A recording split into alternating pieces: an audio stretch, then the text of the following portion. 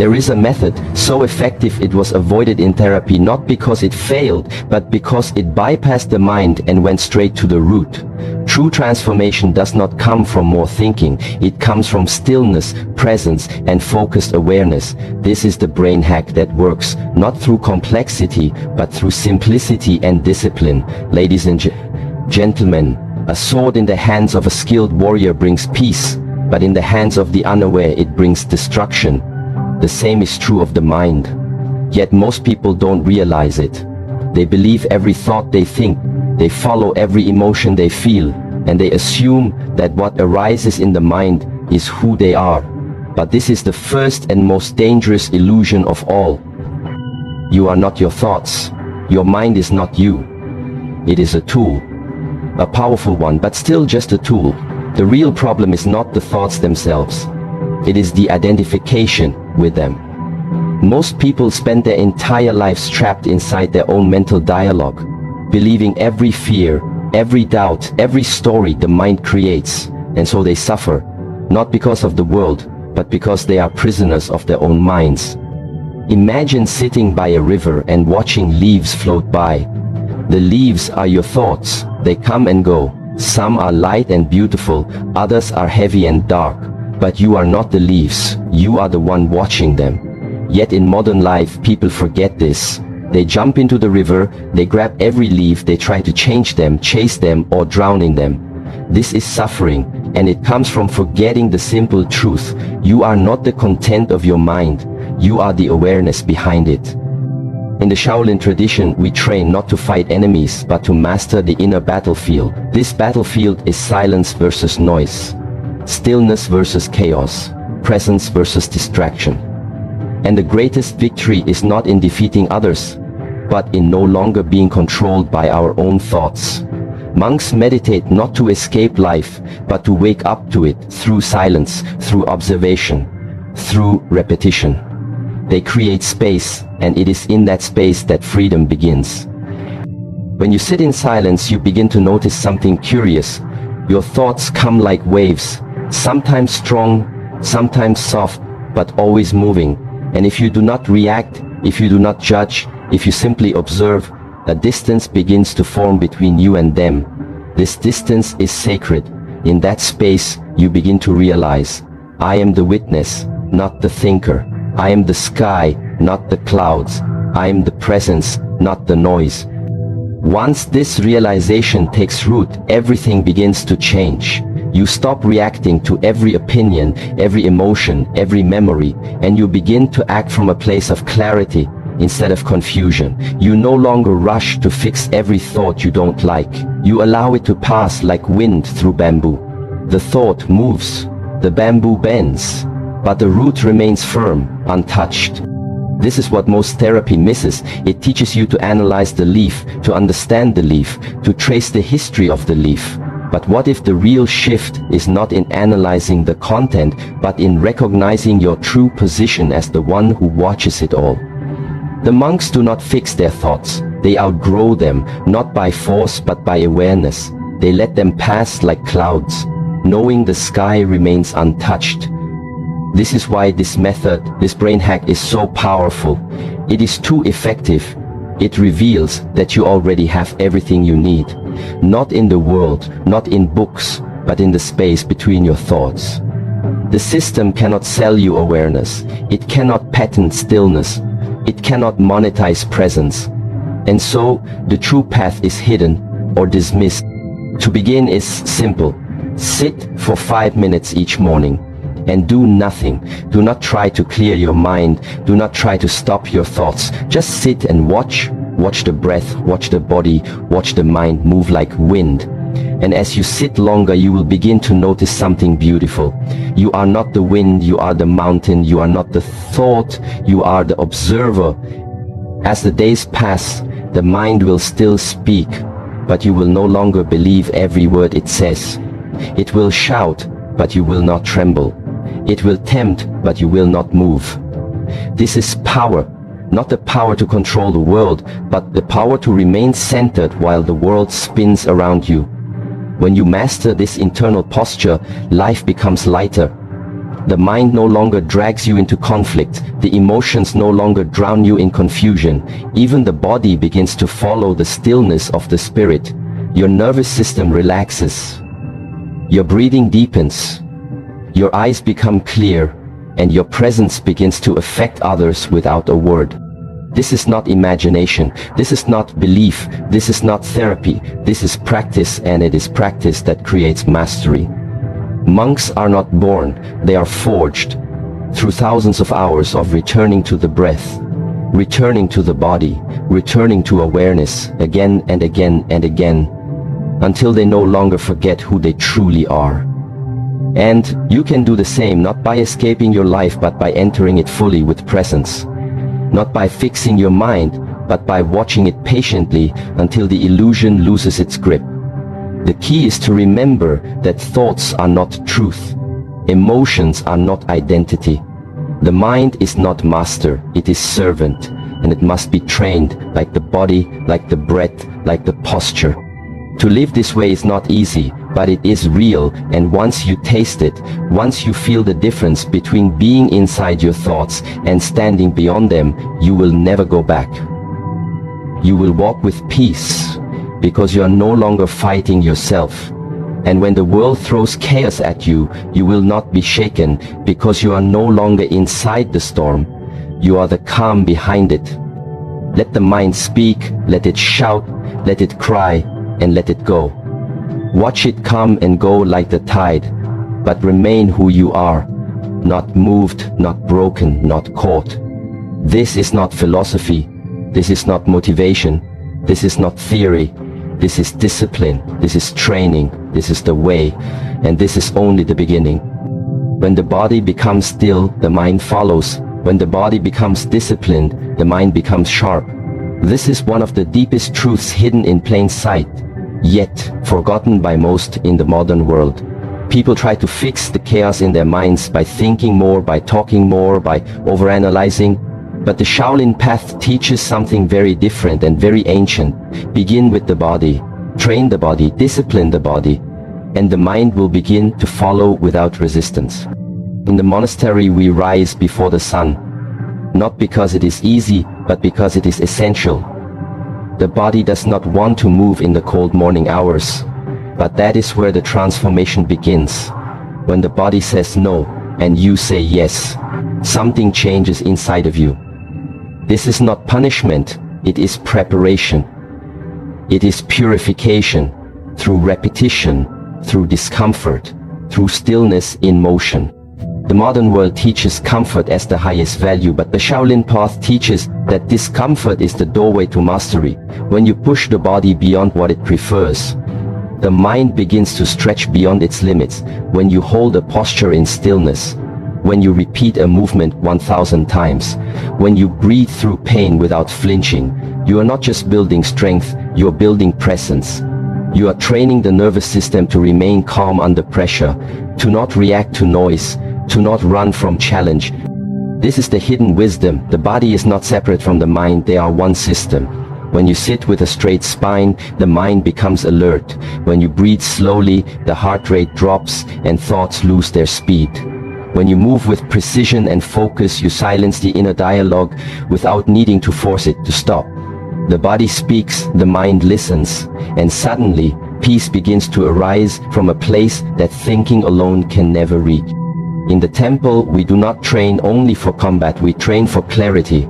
We train so that when life strikes, we do not crumble. We train so that when pressure comes, the body remembers and the mind follows. When you repeat a form again and again, the body becomes stable, the breath becomes steady, and the storm inside begins to dissolve. A person who cannot sit still will never find peace. A person whose breath is shallow will always live in anxiety. A person who has no control over their own body will forever be ruled by external forces.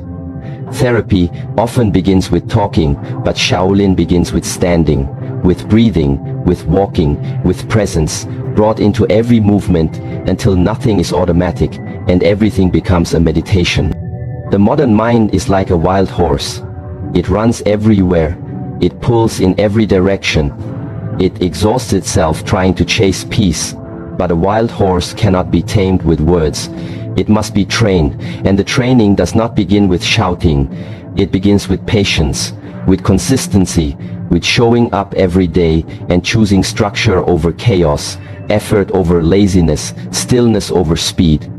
Every time you choose discipline over distraction, the nervous system adapts. You become less reactive, more grounded, more present. When you hold a horse stance and your legs shake and the mind begs you to stop, you meet yourself at your edge, and that meeting is what changes you. Not because you won the fight, but because you stayed through it. This is the brain hack that works too well. It bypasses overthinking. It dissolves anxiety. Not by fixing thoughts, but by calming the system that fuels them. It teaches the mind to follow the breath, not the fear. It rewires the body to stay calm under pressure, and that calmness spreads through every area of life. Your relationships, your work, your inner dialogue, all shift because the foundation has shifted. Imagine facing conflict without panic. Imagine speaking with clarity even when provoked. Imagine walking through life with a quiet mind, not because it is empty, but because it is focused. This is not a dream. This is the natural result of physical mastery aligned with internal stillness. It is not about being the strongest. It is about being the most centered. People chase motivation, but motivation comes and goes. What remains is rhythm. What remains is habit. What remains is the body remembering how to return to center when the world tries to pull it away. In our training, we say the body is the gateway to the mind and the breath is the bridge between them. Train the body, and you begin to control the breath. Control the breath and the mind begins to still. The reason this approach is so effective is because it deals directly with the root of most suffering. A nervous system stuck in overdrive, a body that is tense, a breath that is shallow, and a mind that is spinning. The moment you slow the breath and ground the body, everything else begins to change, without needing to be forced, without needing to be fixed. Dutch.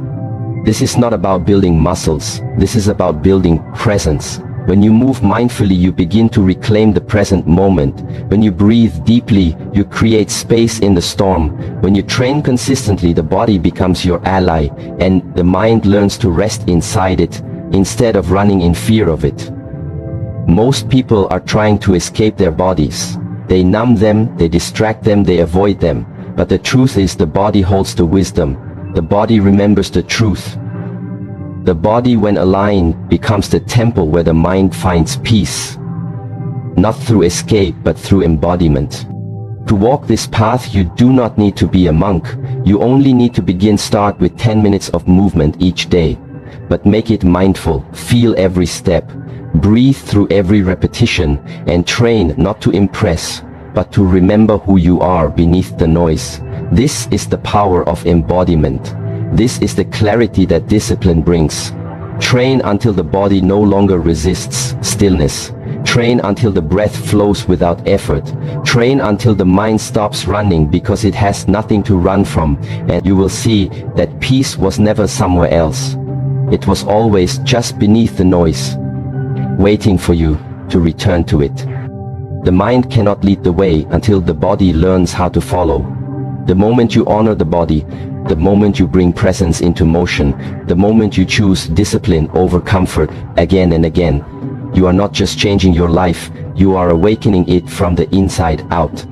That is why this method remains hidden, not because it is secret, but because it is too simple, too direct, too effective, and because no one can sell you the discipline to train your own body to return to your own breath, to claim your own peace.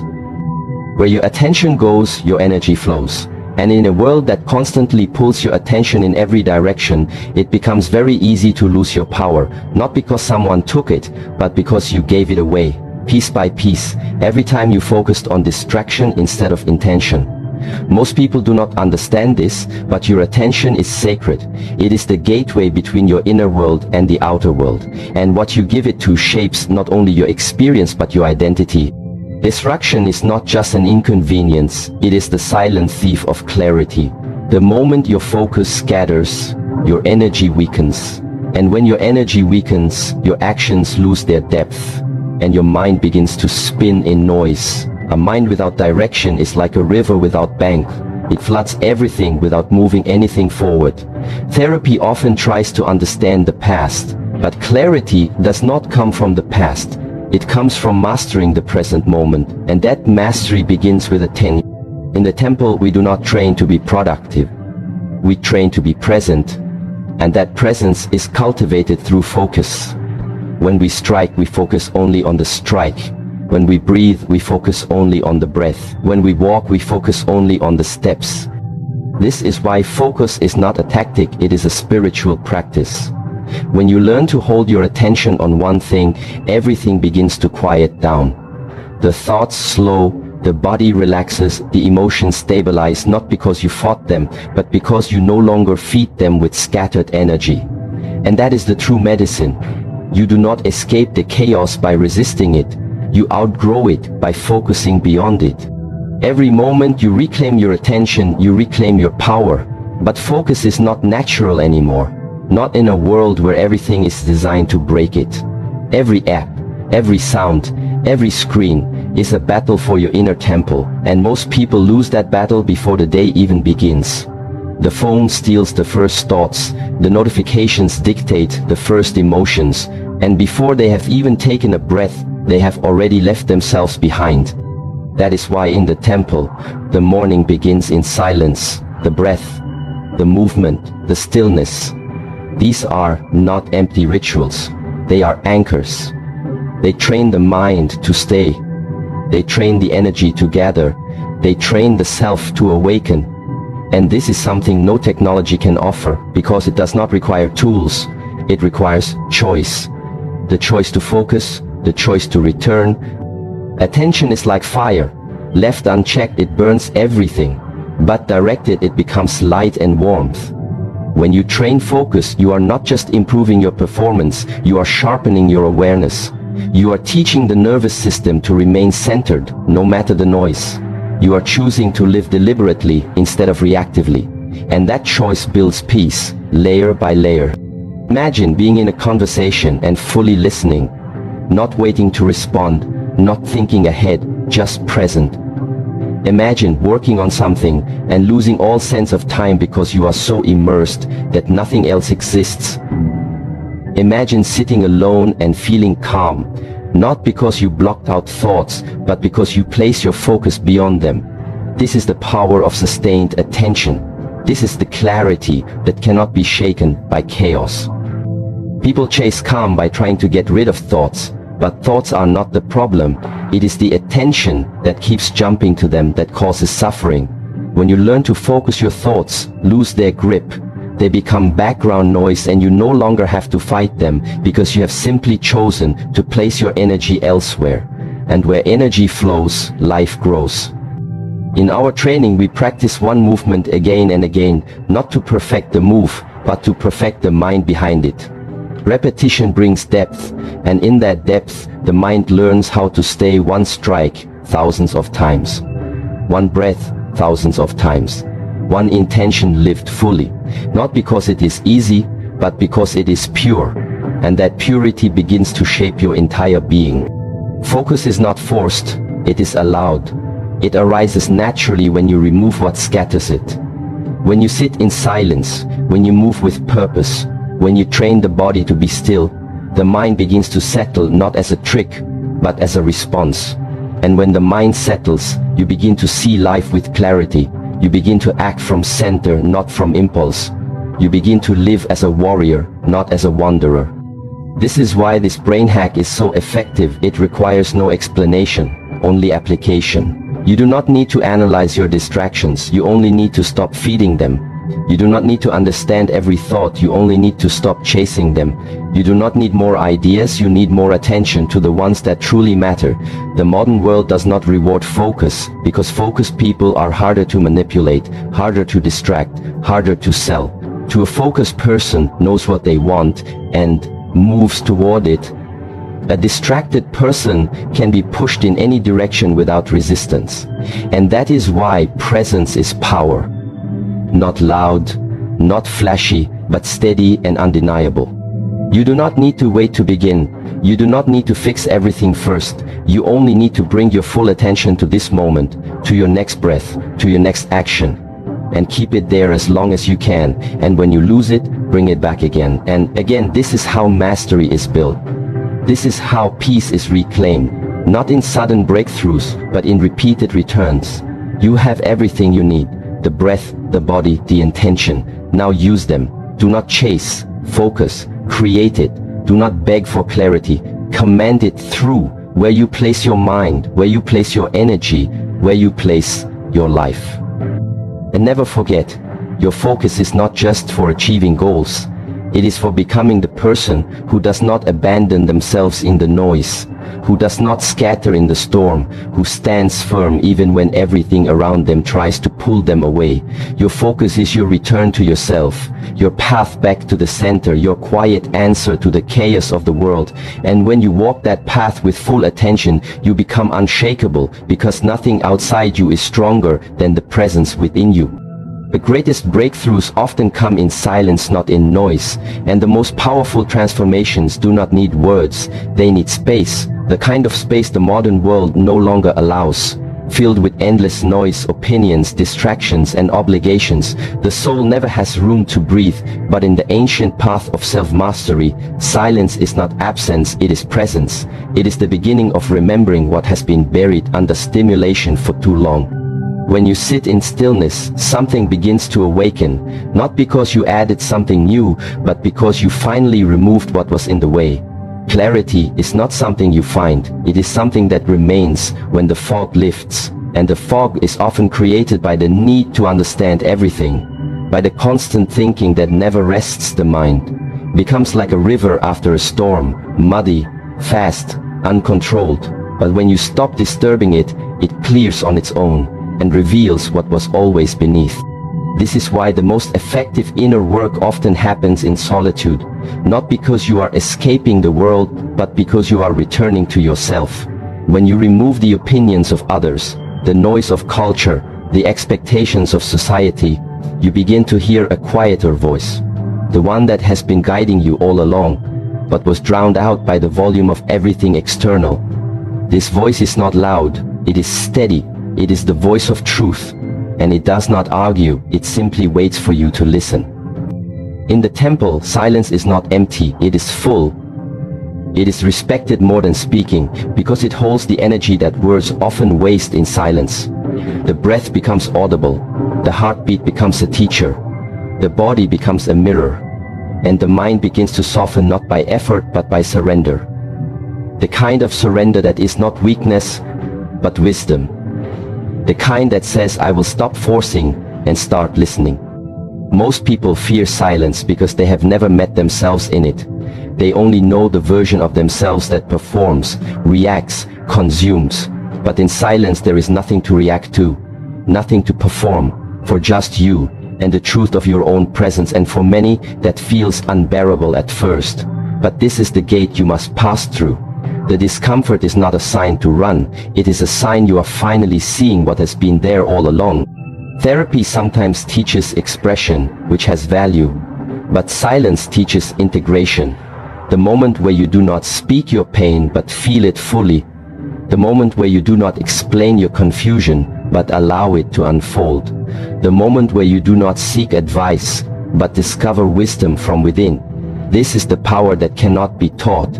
It must be experienced directly and repeatedly until it becomes your natural state.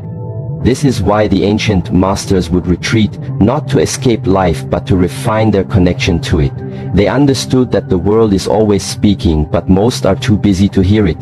The body sends signals, the heart sends messages, the breath carries insight, but only when you are quiet enough to receive it. The clarity that comes from this stillness is not temporary. It is transformative, and once felt you cannot return to the old way of living.